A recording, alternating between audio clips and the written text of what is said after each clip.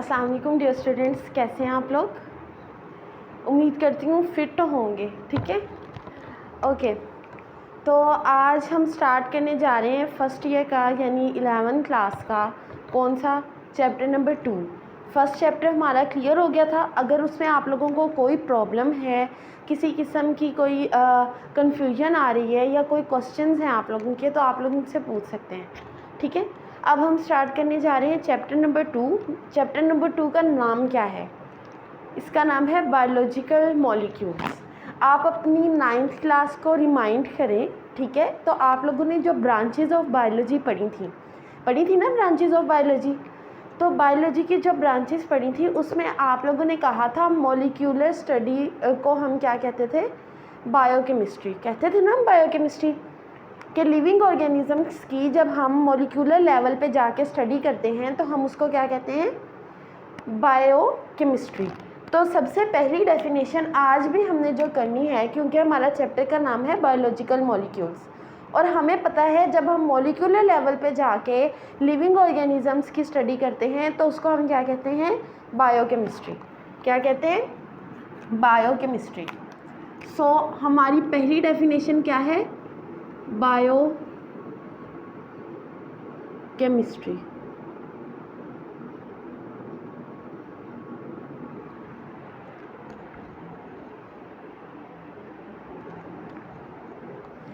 तो biochemistry biology की एक ऐसी ब्रांच है। अब याद रखें, इसके अंदर हम दो सब्जेक्ट्स को रिलेट कर रहे हैं। कौन से दो सब्जेक्ट्स को? एक तो आपकी बायोलॉजी और दूसरी आपकी केमिस्ट्री। ठीक है, कौन कौन से दो सब्जेक्ट्स? एक बायोलॉजी और एक केमिस्ट्री। बायोलॉजी मतलब living organisms.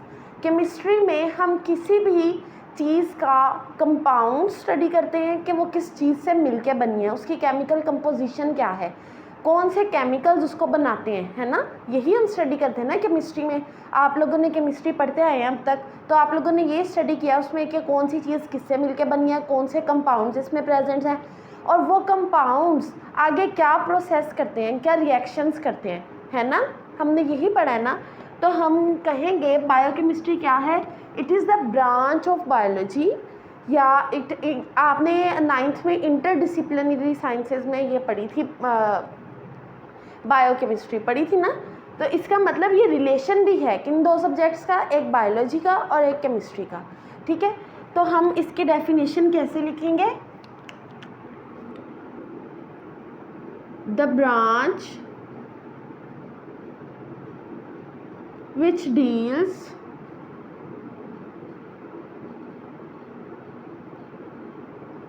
with study of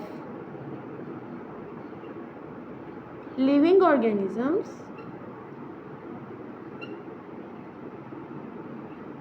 living organisms की तो हमने स्टडी करनी है, क्योंकि क्यों हम इसके अंदर बायो का वर्ड भी आ रहा है। जहाँ पे बायो का वर्ड आएगा वहाँ पे हमने लिविंग ऑर्गेनिजम्स की स्टडी करनी है, लेकिन कौन से लेवल पे? At molecular level. ठीक है, मॉलिक्यूलर लेवल पे हम लोगों ने इसकी स्टडी करनी है। मॉलिक्यूलर लेवल पे भी आगे दो चीज़ें आती हैं। ठीक है, study of living organisms, their chemical composition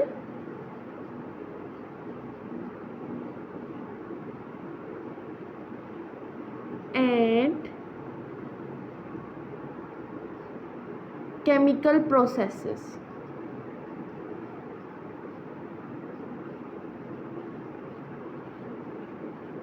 occurring in them। ठीक है, जो उनके अंदर हो रहे हैं।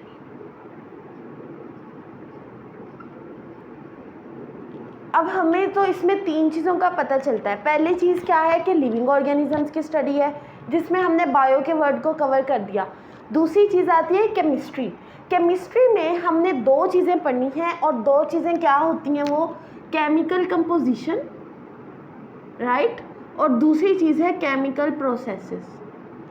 ये दो चीज़ें हैं जो हम लोग स्टडी करेंगे बायोकेमिस्ट्री में। लिविंग ऑर्गेनिजम्स के अंदर कौन कौन से केमिकल कंपोजिशन, उनकी क्या केमिकल कंपोजिशन है, यानी कौन से कंपाउंड्स मिलते हैं और एक लिविंग ऑर्गेनिज्म बनता है। आपको पता है हम लोगों ने लेवल्स ऑफ ऑर्गेनाइजेशन स्टडी किए थे, उसके अंदर हम लोगों ने कहा कि सेल्स की लिविंग ऑर्गेनिजम्स अगर हम उनके सबसे निचले लेवल पे आ जाएं तो किससे मिलके बने हैं?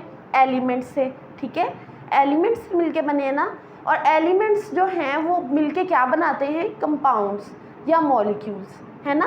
कंपाउंड्स या मॉलिक्यूल्स मिलके बना देते हैं क्या चीज़? एलिमेंट्स। ओके, फिर वो ही केमिकल्स, अब आपको पता है हर चीज़, हर केमिकल कंपाउंड लिविंग ऑर्गेनिज्म की बॉडी में प्रेजेंट नहीं होता, राइट। हर केमिकल कंपाउंड लिविंग ऑर्गेनिज्म की बॉडी में प्रेजेंट नहीं होता। कुछ वो फूड के थ्रू इनटेक करते हैं और कुछ उनकी बॉडी में बनते हैं, ठीक है। बनते किस तरह हैं? केमिकल प्रोसेसेस के थ्रू। जितने अगर उन्होंने कोई फॉर एग्जांपल वाटर है, ठीक है, उनकी बॉडी में, तो कोई केमिकल प्रोसेस होगा। अब आप लोग अगर ले लें, किस एग्जांपल ले लेते हैं फोटोसिंथेसिस की, ठीक है। फोटोसिंथेसिस की एग्जांपल अगर हम लें तो रॉ मटेरियल क्या थे? वाटर और कार्बन डाइऑक्साइड। मतलब उनकी बॉडी में ये दो कंपाउंड्स या मॉलिक्यूल्स हैं। कार्बन डाइऑक्साइड उन्होंने बाहर से ली है ना, इन्वायरमेंट से, और वाटर उनके पास, वाटर भी उन्होंने बाहर से लिया। कुछ उनके पास पहले से मौजूद हैं और कुछ उनके पास नहीं है, ठीक है। वाटर भी उन्होंने बाहर से ले लिया और मिलके उन्होंने क्या बना दिए?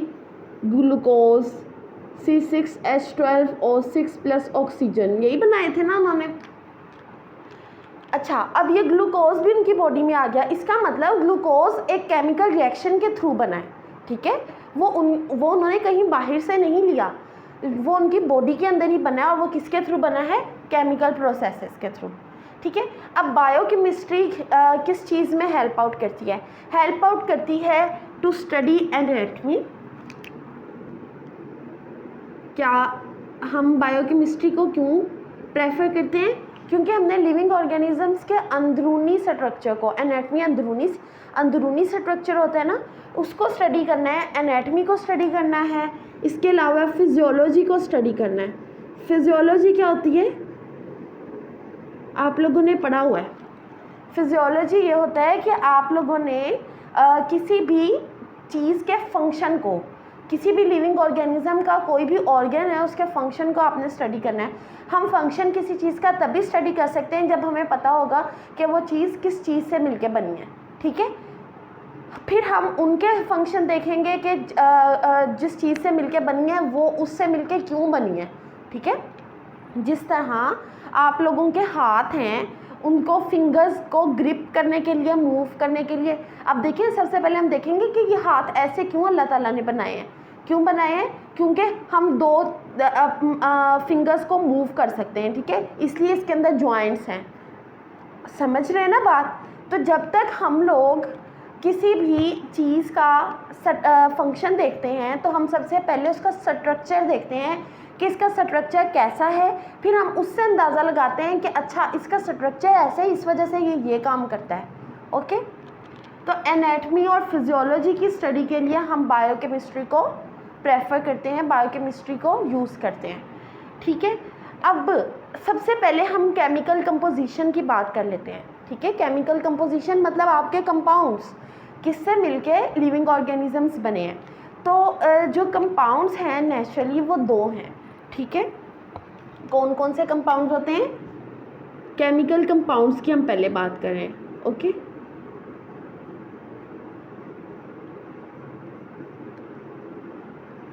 तो आप लोगों से डेफिनेशन पूछी जा सकती है, डिफाइन बायोकेमिस्ट्री या डिफाइन बायोलॉजिकल मॉलिक्यूल्स, ठीक है। बायोलॉजिकल मॉलिक्यूल्स जो है वो एक टर्म है।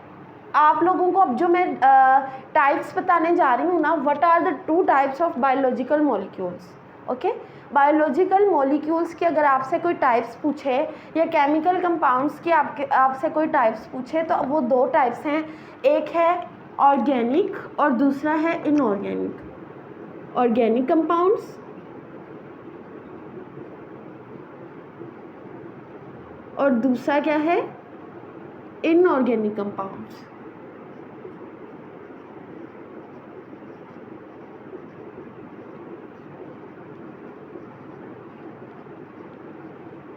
ठीक है, ये क्या है? Types of biological molecules. ये भी शॉर्ट क्वेश्चन आता है कि बायोलॉजिकल मॉलिक्यूल्स की कितनी टाइप्स हैं, ठीक है, और कौन सी टाइप्स हैं। तो ऑर्गेनिक कंपाउंड्स कौन से होते हैं? ऑर्गेनिक कंपाउंड्स वो होते हैं जिनके अंदर कार्बन और हाइड्रोजन प्रेजेंट होता है, ठीक है। कार्बन हाइड्रोजन एलिमेंट्स जिन दोनों में प्रेजेंट होंगे, एलिमेंट्स मिलके कंपाउंड्स बनाते हैं ना, तो एलिमेंट्स कौन से प्रेजेंट हैं इनमें? कार्बन और hydrogen, okay. Carbon and hydrogen are present in them. जबकि इनऑर्गेनिक कंपाउंड्स होंगे जिनके अंदर no carbon and hydrogen is present,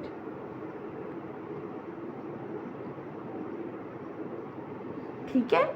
इनमें कार्बन और हाइड्रोजन नहीं होना और इनमें कार्बन और हाइड्रोजन प्रेजेंट होना, ठीक है। इनको हाइड्रोकार्बन्स भी बोलते हैं। क्या बोलते हैं? हाइड्रोकार्बन्स। किनको? ऑर्गेनिक कंपाउंड्स को। ऑर्गेनिक कंपाउंड्स को हम क्या बोलते हैं? हाइड्रोकार्बन्स। इनका दूसरा नेम है, ठीक है। अच्छा, अब एग्जाम्पल्स आती हैं इनकी, ठीक है। एग्जाम्पल्स में आपने क्या लिखना है? कार्बन और हाइड्रोजन से मिलके कौन कौन से कंपाउंड्स बने हैं मुझे बताएं, आपको खुद भी पता है। एक तो ये हो गया, ठीक है, C6H12O6, राइट। और ऑर्गेनिक की एग्जाम्पल आ गई ना, ग्लूकोज। ग्लूकोज क्यों? क्योंकि इसके अंदर कार्बन भी प्रेजेंट है और हाइड्रोजन भी प्रेजेंट है, ठीक है। जो ये होगा ना इनऑर्गेनिक, इसके अंदर कार्बन और हाइड्रोजन कभी एक साथ प्रेजेंट नहीं होंगे, तो ये इनऑर्गेनिक होगा, ठीक है। अगर आप लोग यहाँ पे टुगेदर का वर्ड लिख लेना, प्रेजेंट टुगेदर, इससे आप लोगों को याद रहेगा कि इन दोनों ने, कार्बन और हाइड्रोजन ने एक साथ प्रेजेंट नहीं होना किसी भी इनऑर्गेनिक कंपाउंड में, और इसमें एक साथ प्रेजेंट होना है। अब देखें, ग्लूकोज में एक साथ प्रेजेंट है, कार्बन भी एक ही कंपाउंड में आ रही है और हाइड्रोजन भी। सिमिलरली अगर मैं आप लोगों को और एग्जांपल्स दूं तो इसमें आपके कार्बोहाइड्रेट्स आ जाते हैं, लिपिड्स आ जाते हैं, न्यूक्लिक एसिड्स आ जाते हैं। इन सब का जो बैकबोन है वो कार्बन और हाइड्रोजन से ही मिलके बनी है, ओके। एग्जांपल्स में और क्या आती हैं? कार्बोहाइड्रेट्स, ठीक है, लिपिड्स और न्यूक्लिक एसिड्स। न्यूक्लिक एसिड्स कौन से होते हैं? आपका डीएनए और आपकी ही RNA, okay. DNA, RNA, deoxyribonucleic acid और राइबोन्यूक्लिक एसिड। कुछ कुछ आप इनके नाम से वाकिफ़ हैं, कुछ इसी चैप्टर में थोड़े से लेक्चर्स के बाद आप लोगों को ये अच्छे तरीके से आ जाएगा, ओके। तो अभी आप नामों पे गुजारा कर लें। तो सबसे पहले इसकी एग्जांपल्स आई कार्बोहाइड्रेट्स, लिपिड्स। अच्छा, अब जो कार्बोहाइड्रेट्स मिलकर जिनसे बनते हैं उनकी बैकबोन भी कार्बन और हाइड्रोजन से मिलकर बनती है, ठीक है। यानी हमारी डेफिनेशन पूरी हो रही है, कार्बन और हाइड्रोजन इकट्ठे प्रेजेंट है एक ही कंपाउंड में। सिमिलरली इनऑर्गेनिक कंपाउंड्स के एग्जांपल्स में हम देखते हैं तो इसकी एग्जांपल आती है वाटर। वाटर में आपको हाइड्रोजन तो मिल रही है लेकिन इसके साथ कार्बन मिली नहीं, तो इसका मतलब ये क्या है? Inorganic compound. Similarly carbon dioxide, carbon dioxide में आपको हाइड्रोजन मिल रही है, कार्बन के साथ नहीं, ठीक है। इसके अलावा ऑक्सीजन, ये सब हमारे पास क्या है? Inorganic compounds. Is that clear? ये केमिकल कंपाउंड्स की हमने दो टाइप्स पढ़ ली, या आप कहेंगे बायोलॉजी, ठीक है। ये हम लोगों ने दो टाइप्स कवर कर ली। अब मैं आप लोगों को आपसे एक बात पूछूं तो आप मुझे ये बताएं कि हमने पढ़ा था कि सेल्स कितने टाइप्स के होते हैं? सेल्स दो टाइप्स के होते हैं, एक होता है प्रोकैरियोटिक और एक होता है यूकैरियोटिक, ठीक है। अब आपकी बुक में कंपैरिजन दिया गया है बैक्टीरियल सेल का और मैमेलियन सेल का। किसका कंपैरिजन दिया हुआ है? बैक्टीरियल सेल और मैमेलियन सेल,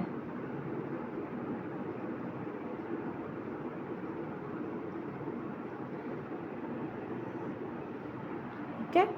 बैक्टीरिया जो है उसको सिंपलेस्ट लिविंग ऑर्गेनिज्म कहा जाता है, ठीक है, क्या कहा जाता है, सिंपलेस्ट लिविंग ऑर्गेनिज्म। ये प्रोकैरियोट है, आपको ये बात पता है, बैक्टीरिया क्या है, प्रोकैरियोट, और सिंपलर लिविंग ऑर्गेनिज्म है, इसके अंदर न्यूक्लियस वेल डिफाइंड प्रेजेंट नहीं होता। जबकि मैमल कौन है, हम ह्यूमंस मैमल है ना, इसके अलावा और भी मैमल्स हैं। तो ह्यूमंस और मैमल्स को आपको मैं बता दूं कि सबसे कम्प्लेक्स लिविंग ऑर्गेनिज्म माना जाता है। कम्प्लेक्स लिविंग ऑर्गेनिज्म है और इनके अंदर यूकैरियोटिक सेल्स होते हैं, ठीक है, क्या होते हैं, यूकैरियोटिक सेल्स। तो इन्होंने आपको बताई हैं कि डिफरेंट केमिकल कंपाउंड्स इनके अंदर कितनी कितनी रेशो में प्रेजेंट है। फॉर एग्जांपल मैं आपको सारे नहीं बताऊंगी क्योंकि आपकी बुक में एज इट इज़ लिखे हुए हैं। वाटर की रेशो बताई हुई है, इसमें कितनी है, इसमें कितनी है, ठीक है। इसके अलावा न्यूक्लिक एसिड्स बताए गए हैं, इनमें कितने हैं, उसमें कितने हैं, ठीक है, न्यूक्लिक एसिड्स।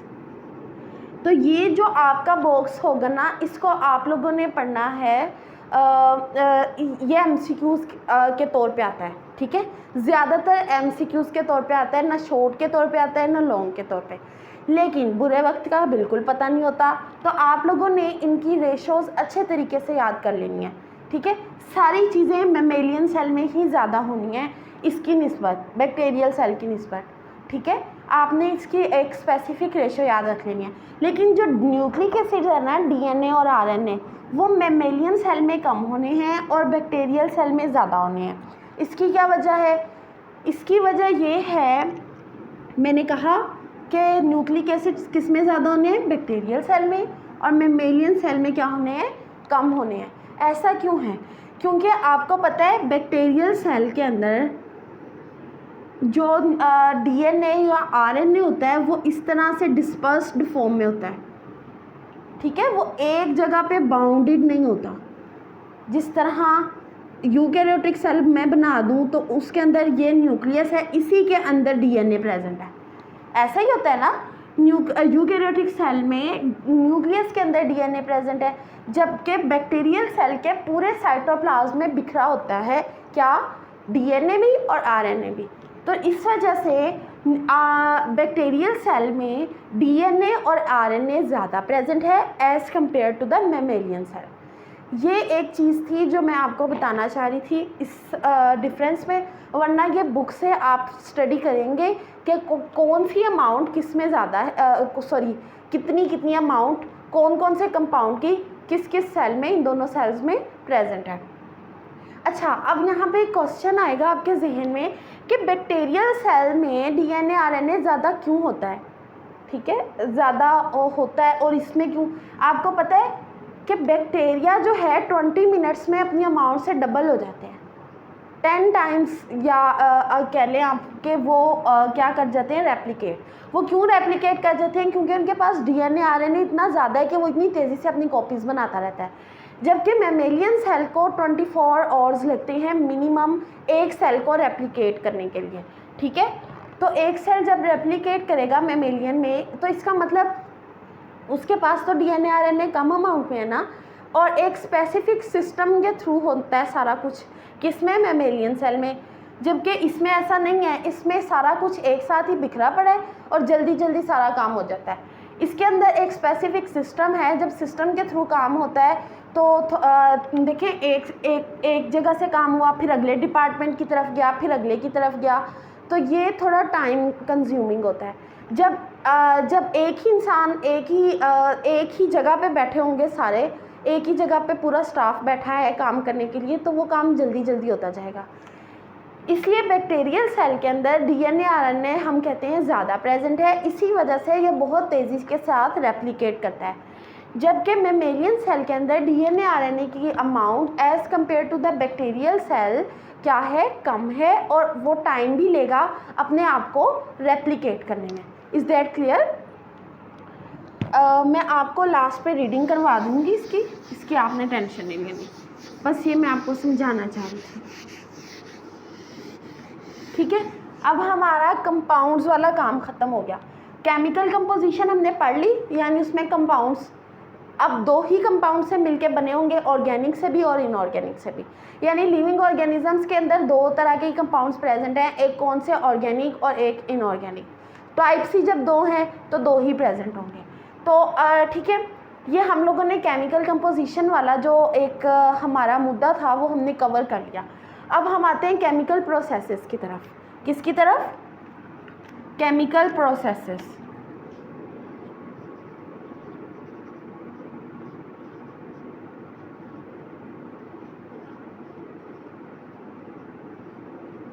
ठीक है, तो केमिकल प्रोसेस को कौन कौन से होते हैं? लिविंग ऑर्गेनिजम्स के अंदर हर टाइम कोई ना कोई रिएक्शन हो रहा है। ठीक है, आपकी रेस्पिरेशन, सांस ले रहे हैं ना आप, हर टाइम ले रहे हैं सांस, उस सांस लेने में आपको पता है कि एनर्जी ब्रेक डाउन होनी है और इतना कुछ होना है। तो रेस्पिरेशन भी केमिकल रिएक्शंस का एक मजमुआ है। ओके, इसके अलावा डाइजेशन, जब आप खाना खाते हैं, अब देखें आप सारा दिन भूखे तो नहीं रहते ना, आपको एक टाइम भूख लगती है तो आप उस टाइम खाना खा लेते हैं, फिर वो जब खाना डाइजेस्ट हो जाता है आपको फिर से भूख लगती है, आप फिर से खाना खा लेते हैं। तो यानी हम कह सकते हैं कि डाइजेशन का प्रोसेस भी हमारी बॉडी में हो रहा है, रेस्पिरेशन का प्रोसेस भी हमारी बॉडी में हो रहा है, और इन प्रोसेसेस के दौरान डिफरेंट केमिकल रिएक्शंस हो रहे हैं। ऐसा ही है ना? इन प्रोसेसेस के दरमियान क्या हो रहे हैं? Different chemical reactions. ठीक है, और हम एक सेल के या एक लिविंग ऑर्गेनिज्म के अंदर जितने भी रिएक्शंस हो रहे हैं उनको एक प्रोसेस का नाम दे देते हैं, उसको क्या कहेंगे? मेटाबॉलिज्म। क्या कहेंगे? मेटाबॉलिज्म। सबसे पहले हम क्या पढ़ने जा रहे हैं? मेटाबॉलिज्म। तो इसकी डेफिनेशन क्या है? All the chemical reactions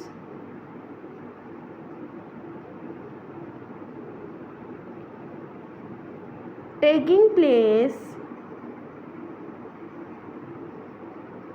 in living cells या living organism। ठीक है, सारे केमिकल रिएक्शंस मिल मिला के हमने इसको क्या कह दिया है? मेटाबॉलिज्म। ठीक है, इसमें आपकी डाइजेशन की एग्जांपल आ सकती है, रेस्पिरेशन की एग्जांपल आ सकती है, और आगे शायद आप लोगों ने 9th-10th में पढ़ा है कि कौन कौन से रिएक्शंस होते हैं जो रेस्पिरेशन में इन्वॉल्व होते हैं, कौन कौन से डाइजेशन में इन्वॉल्व होते हैं। तो ये सब चीज़ें आप लोगों ने पढ़ी हुई हैं, तो आप लोगों को पता है कि ये सब प्रोसेसेस में काफ़ी केमिकल रिएक्शंस इन्वॉल्व हैं। ये हमने यूँ नहीं कहा कि रेस्पिरेशन हो रही है तो हो गई, नो, इसके अंदर बहुत सारे स्टेप्स, बहुत सारे केमिकल्स और बहुत सारे केमिकल रिएक्शंस इन्वॉल्व हैं। ओके, तो सारे केमिकल रिएक्शंस को हमने नाम दिया है मेटाबॉलिज्म का। अब मेटाबॉलिज्म की आगे दो टाइप्स हैं। मेटाबॉलिज्म के आगे कितनी टाइप्स हैं? दो टाइप्स, यानी केमिकल रिएक्शंस दो तरह के होते हैं। आपसे क्वेश्चन को थोड़ा सा ट्विस्ट करके भी पूछ सकता है कि मेटाबॉलिज्म की कितनी टाइप्स हैं, या फिर कह सकते हैं कि केमिकल रिएक्शंस की कितनी टाइप्स हैं। जब मेटाबॉलिज्म का नाम होगा तो इसका मतलब केमिकल रिएक्शंस की ही बात हो रही है। ठीक है, कितनी टाइप्स हैं? 2 टाइप्स हैं। कौन कौन सी? एनाबॉलिक रिएक्शंस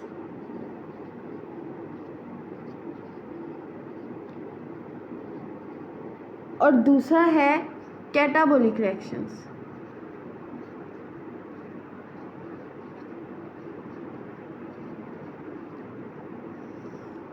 ठीक है, एनाबॉलिक और कैटाबॉलिक रिएक्शंस। ठीक है, अब मुझे एक बात बताएं कि क्या सिर्फ रिएक्शन होता है कि बड़ी चीज़ से छोटी चीज़ बन जानी, यानी टूटने का अमल ही तो रिएक्शन नहीं होता ना, कोई देखिए बड़ी चीज़ बनने का। अब देखें जिस तरह आपकी फोटोसिंथेसिस थी, इसके अंदर ये छोटा कंपाउंड है, ये भी छोटा है, बना इससे बड़ा सारा है ना, ऐसे ही है ना। तो इसका मतलब दो छोटे कंपाउंड से बड़ा कंपाउंड बन रहा है। इसी तरह अगर हम लोग इस रिएक्शन को रिवर्स कर दें, ठीक है, यानी वो रेस्पिरेशन का रिएक्शन हो जाएगा, तो रेस्पिरेशन में बड़े से छोटे कंपाउंड्स बन रहे हैं, ऐसे ही है ना। तो इसका मतलब दोनों रिएक्शंस साइड बाय साइड होंगे। तो अब हम इनकी डेफिनेशन देखते हैं। एनाबॉलिक रिएक्शन ऐसा रिएक्शन होता है जिसके अंदर दो छोटे कंपाउंड्स मिलेंगे, दो या दो से ज़्यादा, ठीक है, स्मॉल कंपाउंड्स मिलेंगे और मिलके एक बड़ा कंपाउंड बना देंगे। ओके, तो इसकी क्या डेफिनेशन होगी? सिंथेसिस ऑफ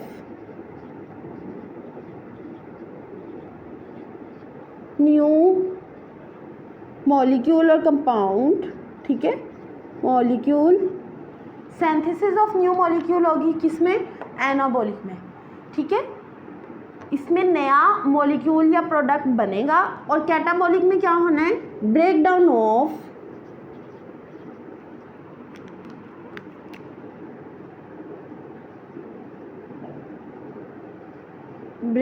ऑफ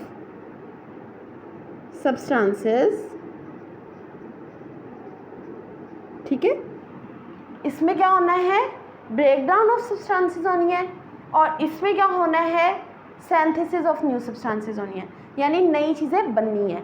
ओके, इसमें पहले से मौजूद चीज़ें टूट जानी है, और इसमें अच्छा, अब आपने याद कैसे रखना है किस में टूटनी है किस में, मैं आप लोगों को ये लॉजिक नहीं है इसमें कोई, ये जिस तरह मैंने याद रखा हुआ था ना इस तरह, क्योंकि ये ऐसी एज है इसके अंदर थोड़ा सा बंदा गड़बड़ा जाता है कि कौन से में क्या आना था। आप देखिए काटा, काटा, आपने CATA को काटा पढ़ लेना है। ओके, काटा का मतलब काटना, ठीक है, जब काटने की बात होगी तो इसका मतलब कि इसमें ब्रेक डाउन होनी है लार्जर मॉलिक्यूल्स की into the smaller ones. Okay, break down of large molecules into the small molecules is called catabolic reactions, and उससे उल्ट synthesis of large molecules from the small molecules is called anabolic reactions. Okay, clear, ठीक है। अब हम लोगों ने cutting भी कर ली है मॉलिक्यूल्स की और सिंथेसिस भी कर लिया, ठीक है। इसके नतीजे में बड़ा मॉलिक्यूल बनेगा, ठीक है, इसके नतीजे में क्या बनेगा, मैक्रो मॉलिक्यूल, और इसके नतीजे में क्या बनेंगे, माइक्रो मॉलिक्यूल्स। क्यों, क्योंकि हम चीज़ों को काट रहे हैं। माइक्रो का मतलब क्या होता है, छोटा, मैक्रो का मतलब होता है बड़ा। बड़ा मॉलिक्यूल तभी बनेगा ना जब हम एक चीज़ सिंथेसाइज कर रहे हैं। तीसरा इसका जो होगा पॉइंट वो है कि इसके अंदर एनर्जी जो है यूज़ होनी है, इसके अंदर एनर्जी यूज़ होनी है, इसके अंदर एनर्जी रिलीज़ होनी है। अब मैं आपको वो भी बताती हूँ वो कैसे। एनर्जी इज़ यूज्ड और इसमें एनर्जी इज़ रिलीज्ड, यानी कि एनाबॉलिक रिएक्शंस के अंदर आपको अपना पैसा खर्च करने की ज़रूरत है, यानी एनर्जी, ठीक है। मतलब बड़ी चीज़ बनाने के लिए आपको, अब देखें फॉर एग्जांपल आप एक छोटे घर में रह रहे हैं, ठीक है, छोटे घर में रह रहे हैं तो आपके पास सामान भी उसी हिसाब से ऐसा ही होता है ना। लेकिन अब आपको बहुत बड़ा घर मिल गया, ठीक है, बड़ा सारा घर मिल गया है, तो अब आप इतना अगर उसमें वही सामान रखेंगे तो वो तो अच्छा नहीं लगेगा ना, आप उसके लिए क्या करेंगे, और सामान खरीदेंगे, ठीक है। सिमिलरली इन द केस जब ये छोटे मॉलिक्यूल्स थे तो उनकी एनर्जी ओके थी, लेकिन जब वो ज़्यादा बड़ा मॉलिक्यूल बनेंगे और वो उनको करीब लाने के लिए, उनको आपस में जोड़ने के लिए हमें किस चीज़ की ज़रूरत होगी, एनर्जी की। क्लियर, हमें किस चीज़ की ज़रूरत होगी, एनर्जी की।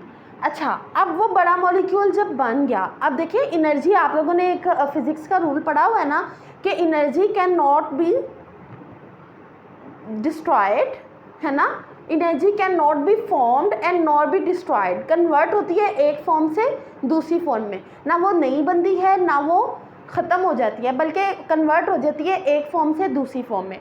तो इसका क्या मतलब हुआ कि जो एनाबॉलिक रिएक्शन में बड़ा मॉलिक्यूल बना था उसके अंदर जो एनर्जी यूज़ हुई थी वो उसी मॉलिक्यूल में स्टोर हो गई, ठीक है, जो मॉलिक्यूल बना था बड़ा सारा उसी में। अब देखिए जिस तरह आप लोगों ने ज़्यादा सारा सामान ख़रीदा अपने बड़े घर के लिए, तो वो सामान उसी घर में स्टोर है ना, तो जब वो सामान आप लोगों ने जब फिर बड़े से छोटे घर की तरफ आना है तो अब वो सामान आप लोग सेल कर देंगे तो आप लोगों को उससे पैसे मिलेंगे, यानी आपको एनर्जी मिल जाएगी। इसी तरह आपके पास भी यही होगा, इधर भी यही होगा कैटाबॉलिक रिएक्शन में कि एनर्जी जो है वो रिलीज़ हो जाएगी। जब बड़ा मॉलिक्यूल टूटेगा उसके अंदर जो एनर्जी ज़्यादा सारी स्टोर थी वो रिलीज़ हो जाएगी, ठीक है। तो ये डिफरेंस है कैटाबॉलिक रिएक्शन एनाबॉलिक रिएक्शन में। ये शॉर्ट क्वेश्चन आता है कि define metabolism and right its types. इसकी दो टाइप्स हैं, एनाबॉलिक एंड कैटाबॉलिक। इसमें लार्जर मॉलिक्यूल सिंथेसाइज होते हैं, इसमें स्मॉलर मॉलिक्यूल्स बनते हैं। ओके, इसके अलावा इसमें लार्जर मॉलिक्यूल्स की ब्रेक डाउन होती है और इसमें स्मॉलर मॉलिक्यूल्स ज्वाइन टुगेदर आपस में मिलते हैं, ठीक है। और इसमें एनर्जी यूज़ होती है एनाबॉलिक में, और कैटाबॉलिक में एनर्जी रिलीज होती है। इजी है ना ये। अच्छा, और लिविंग ऑर्गेनिजम्स के अंदर कैटाबॉलिक और एनाबॉलिक रिएक्शंस जो हैं वो साइड बाय साइड हो रहे हैं। मतलब ऐसे नहीं है कि लिविंग ऑर्गेनिज्म कहता है कि रुको रुको, पहले ये कैटाबॉलिक रिएक्शन होने दो फिर एनाबॉलिक शुरू करते हैं। नो, क्योंकि इसमें एनर्जी रिलीज़ हो रही है और इसमें एनर्जी की ज़रूरत है, तो ये साथ साथ होंगे, जिसकी वजह से इसकी रिलीज़ हुई एनर्जी ये लेके स्टोर कर लेगा, है ना।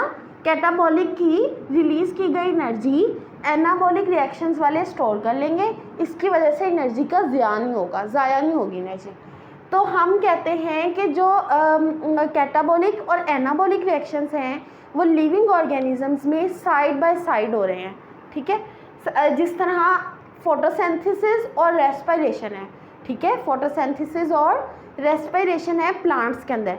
अब देखिए, फोटोसिंथेसिस भी दिन में हो रही है और रेस्पिरेशन भी साथ साथ हो रही है ना, जिसकी वजह से जो एनर्जी रेस्पिरेशन से निकलेगी वो फोटोसिंथेसिस यूज़ कर लेगा। ऐसा ही होता है ना। So we can say both of these reactions are taking place side by side in living organisms. अच्छा, और एक और चीज़ है, तो ये आप लोगों का टॉपिक कवर हो गया आज का। अब मैं आप लोगों को रीडिंग करवा देती हूँ ताकि आप लोगों को कोई मसला ना रहे।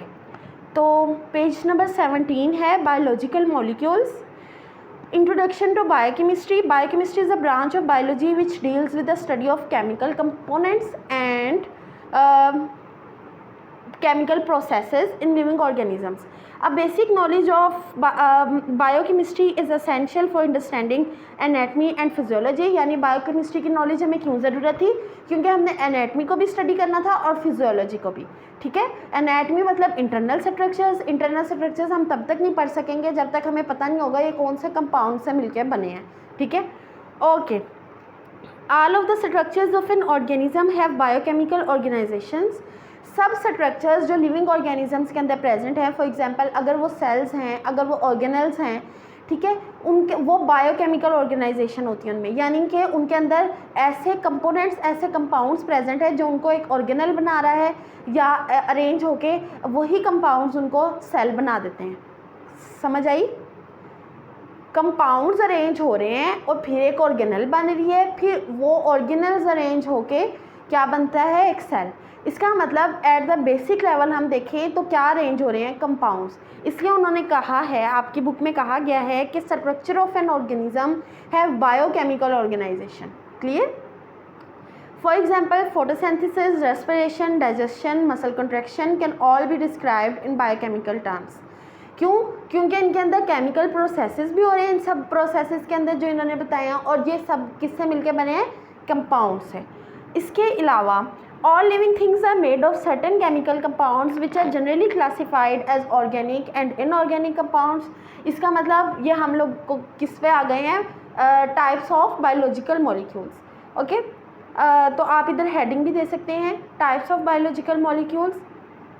Most important organic compounds in living organisms are carbohydrates, lipids, proteins, और इसके अलावा इनऑर्गेनिक सब्सटेंसेस में क्या हैं? Carbon dioxide, acids, bases and salts. Salts में आपको पता है कि कार्बन और हाइड्रोजन तो कम नहीं होती है, ठीक है, जिस तरह NaCl है आपका साल्ट। एसिड्स और बेसिस, ठीक है, एसिड्स क्या होते हैं? जिनकी pH क्या होती है? लेस देन 7, और बेसिस वो होती हैं जिनकी मोर देन 7 pH होती है। ओके, अब उन्होंने कंपैरिजन दिया हुआ है किसका? बैक्टीरियल सेल का और मेमेलियन सेल का। इन अदर वर्ड्स हम कह सकते हैं प्रोकैरियोटिक सेल का और यूकैरियोटिक सेल का, ठीक है।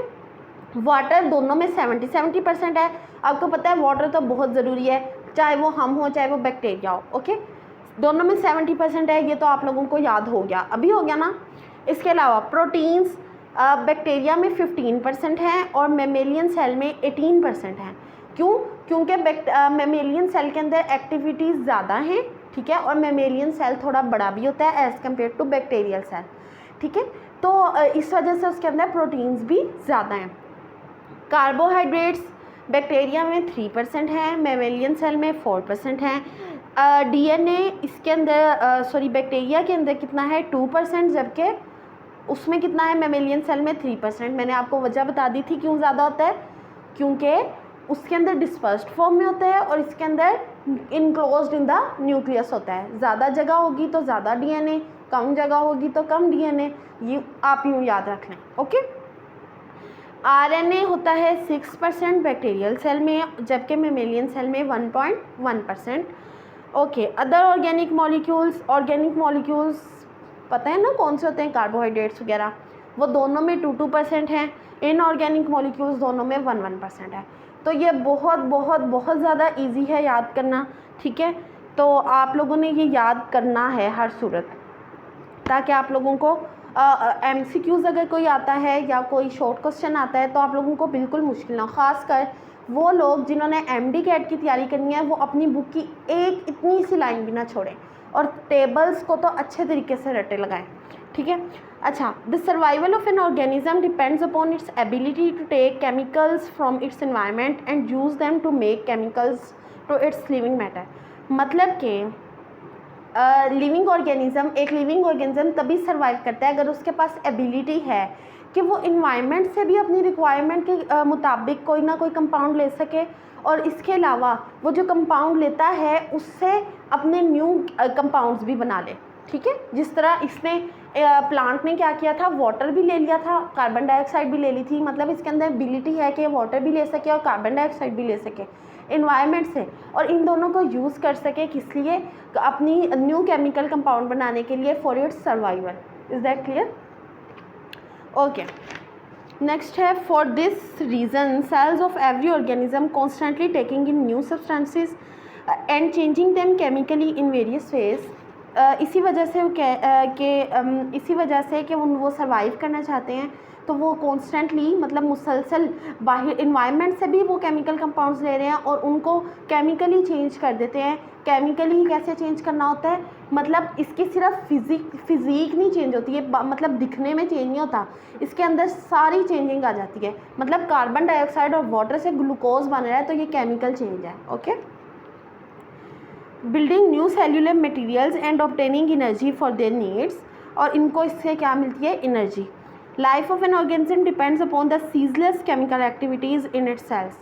अच्छा, सीजलेस का मतलब होता है बगैर रुकावट के, ठीक है। सीजलेस का क्या मतलब होता है, बगैर रुकावट के। अब जिस तरह हमारा मूड नहीं होता, भाई मेरा मूड नहीं है ये काम करने का, तो हम रुक जाते हैं, ठीक है, वो काम नहीं करते। अगर यही हमारी ज़िंदगी मौत का मसला बना हो तो हम रुकेंगे वो काम करने से, नहीं ना। इसी तरह अगर सेल काम करना छोड़ दे, जो कि बेसिक यूनिट ऑफ लाइफ है, तो डेथ होती है, ठीक है। तो सेल ने हर वक्त काम करना है, सेल ने अपने और जो सेल्स अगर काम करने से रुक जाएंगे वो डेड हो जाएंगे और न्यू सेल्स बन जाएंगे उनकी जगह पे, ठीक है। तो सेल ने काम करने में थकना नहीं है, उसने काम ही करते रहना है throughout its life, okay. This chemical activity is maintained with the high degree of organization बहुत ज़्यादा ज़रूरी है, यानी तरतीब, ठीक है।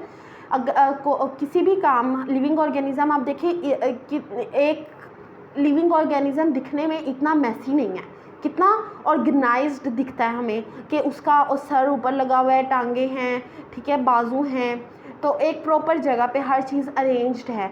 इससे भी ज़्यादा उसके अंदर कम्प्लेक्स केमिकल रिएक्शंस हो रहे हैं, और वो केमिकल रिएक्शंस अगर इतने ऑर्गेनाइज्ड ना हो तो लिविंग ऑर्गेनिजम्स भी इतने ऑर्गेनाइज नहीं होंगे, okay. All the chemical reactions taking place within a cell are collectively called metabolism. अब वो किस पे आ गए हैं, रिएक्शंस पे।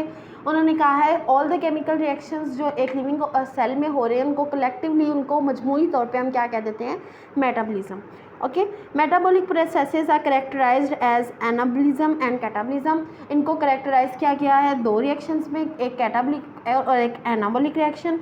इसके अलावा those reactions in which simpler substances are combined to form complex substances, जिनके अंदर सिंपलर सब्सटेंसेस मिलते हैं और कम्प्लेक्स सब्सटेंसेस बना देते हैं, उसको हम क्या कहते हैं, एनाबॉलिक रिएक्शंस। और एनाबॉलिक रिएक्शंस नीड एनर्जी, हमने पढ़ा है ना कि क्यों एनर्जी चाहिए होती है इनको, हम लोगों ने छोटे घर से बड़े घर की तरफ जाना है तो इनको एनर्जी की ज़रूरत है।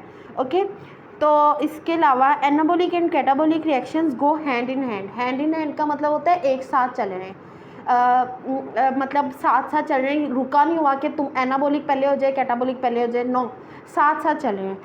इन the living cells complex molecules are broken down and resulting, अब जो कम्प्लेक्स यानी बड़े मॉलिक्यूल्स हैं, जिस तरह के ये ग्लूकोज थी ये टूटेगी और सिंपलर मॉलिक्यूल्स बन जाएंगे जिस तरह कार्बन डाइऑक्साइड और वाटर हैं, और इस रिएक्शन को हम क्या कहेंगे, कैटाबॉलिक रिएक्शन। अच्छा, अब मैं आप लोगों से एक क्वेश्चन करती हूँ एज एन MCQs, मुझे बताएं फोटोसिंथेसिस कैटाबॉलिक रिएक्शन है या एनाबॉलिक।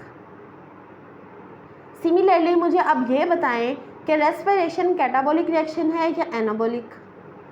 रेस्पिरेशन कैटाबॉलिक रिएक्शन है और फोटोसिंथेसिस एनाबॉलिक रिएक्शन है, क्योंकि फोटोसिंथेसिस में बड़ा कम्प्लेक्स मॉलिक्यूल बन रहा है ग्लूकोज, कम्प्लेक्स बड़ा मॉलिक्यूल किस में बनना है, सिंथेसिस न्यू किस में होनी है, एनाबॉलिक में, और टूटना किस में है, कैटाबॉलिक में। और चूँकि ग्लूकोज किस में टूटती है, रेस्पिरेशन में, रेस्पिरेशन क्या होगा, कैटाबॉलिक रिएक्शन। ठीक है, आप लोग रिलेट करके पढ़ा करें, रिएक्शन से जो जो चीज़ें आपको पता होती हैं उससे रिलेट करके पढ़ा करें, बहुत आसान और बहुत मज़े का गेम की तरह हो जाना है सारा। ठीक है, ओके।